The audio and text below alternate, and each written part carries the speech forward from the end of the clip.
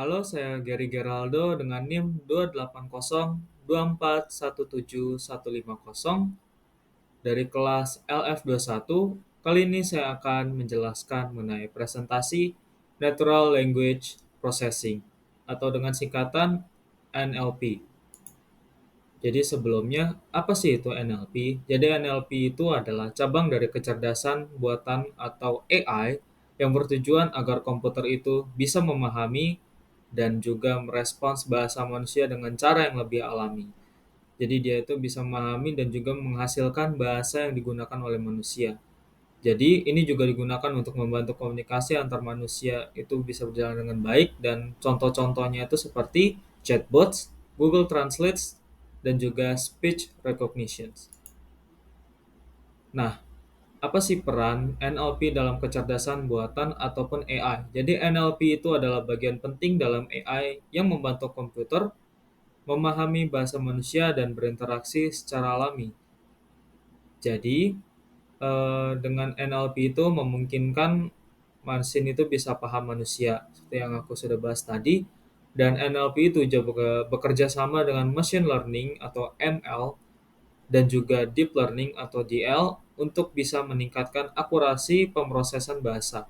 Dan contohnya seperti yang kita ketemukan seperti AI ChatGPT, Google Assistant, dan Siri yang menggunakan NLP untuk memahami dan merespons pertanyaan dari pengguna. Nah, sebelumnya, apa sih teknologi yang mendukung NLP?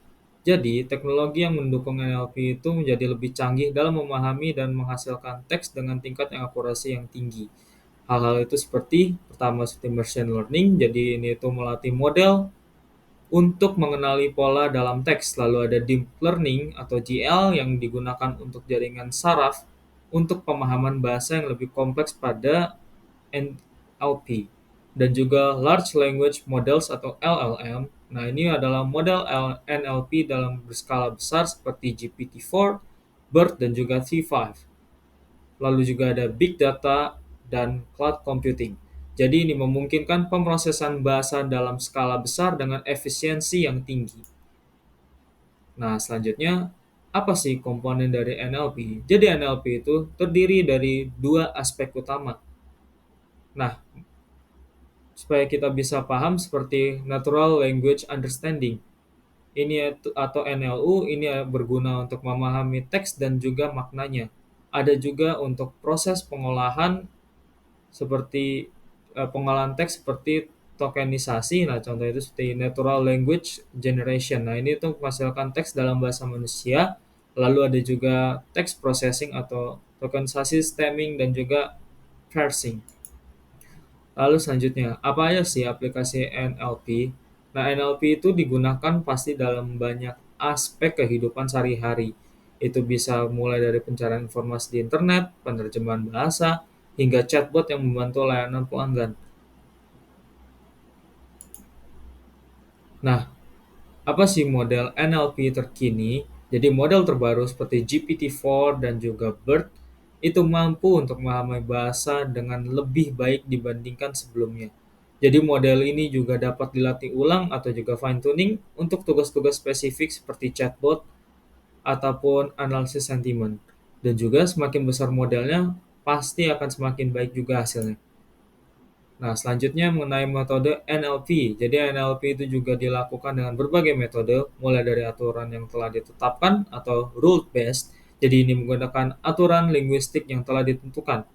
Nah, ada juga statistical NLP atau dibilang untuk menggunakan probabilitas dan statistik untuk memahami teks. Dan yang terakhir adalah deep learning atau pada NLP, yaitu untuk menggunakan jaringan saraf tiruan untuk memahami dan menghasilkan teks. Selanjutnya, NLP dalam industri. NLP itu punya peran yang besar dalam berbagai industri untuk meningkatkan efisiensi, otomatisasi, dan juga layanan pelanggan. Nah, ada berbagai bidang seperti contohnya pada industri keuangan, jadi analisis sentimen pasar, chatbot layanan pelanggan, dan juga deteksi untuk penipuan. Lalu untuk kesehatan itu bisa seperti pemrosesan catatan medis, chatbot kesehatan, dan juga diagnosis berbasis teks.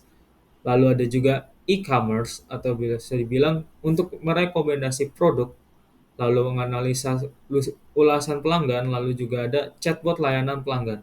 Yang terakhir pada industri pemerintahan digunakan untuk analisis opini publik, terjemahan dokumen resmi, dan juga pemrosesan kebijakan hukum. Next, NLP dalam bisnis. Jadi, banyak perusahaan yang menggunakan NLP untuk meningkatkan layanan pelanggan, memahami opini publik, dan juga mengotomatisasikan berbagai proses bisnis. Untuk customer service, itu bisa menggunakan chatbots dan asisten virtual. Lalu, analisis sentimen bisa menggunakan untuk mengetahui opini pelanggan terhadap produk dengan NLP ini. Lalu, untuk pemasaran, bisa gunakan personalisasi konten berdasarkan preferensi pengguna. Dan terakhir untuk otomatisasi data itu yang berarti mengubah teks menjadi data yang terstruktur. Lalu next mengenai NLP dan juga etika. Jadi NLP itu jelas harus digunakan secara etis agar tidak menimbulkan dampak negatif seperti penyebaran informasi yang salah ataupun pelanggaran privasi.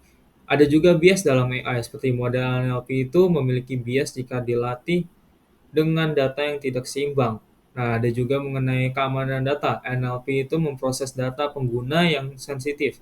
Jadi sehingga perlindungan privasi itu juga sangatlah penting. Lalu mengenai ada juga isu mengenai deepfake dan juga manipulasi teks. Jadi NLP itu dapat digunakan untuk membuat teks palsu atau juga disinformasi. Jadi ini perlu diingat dan juga mengenai regulasi dan standarisasi. Jadi perlu ada juga aturan untuk bisa memastikan kalau penggunaan NLP itu haruslah bisa etis dan juga bertanggung jawab. Terus selanjutnya mengenai NLP masa depan. Jadi masa depan NLP itu pasti akan semakin canggih, lalu itu akan sangat memungkinkan kalau interaksi manusia dengan mesin akan jauh lebih alami dan juga akurat. Seperti peningkatan multibahasa, model NLP itu akan lebih akurat dalam memahami berbagai bahasa dan dialog. Lalu juga ada integrasi dengan AI generatif, berarti kombinasi NLP dengan AI yang mampu menciptakan teks, gambar, dan suara yang lebih alami. Lalu mengenai pemahaman kontekstual yang lebih baik, jadi model AI yang dapat memahami emosi, niat, dan konteks percakapan lebih dalam. Lalu yang terakhir mengenai aplikasi dan metaverse dan VR. Jadi NLP itu akan membantu interaksi yang lebih alami dalam dunia virtual. Nah, selanjutnya mengenai tantangan dari NLP. Jadi, emang NLP itu sudah sangat berkembang pesat dan masih ada banyak tantangan dan juga kesulitan untuk memahami konteks tertentu. Ada juga mengenai bias dalam data pelatihan serta masalah privasi pengguna. Nah, ini itu seperti ya ambiguitas bahasa ya.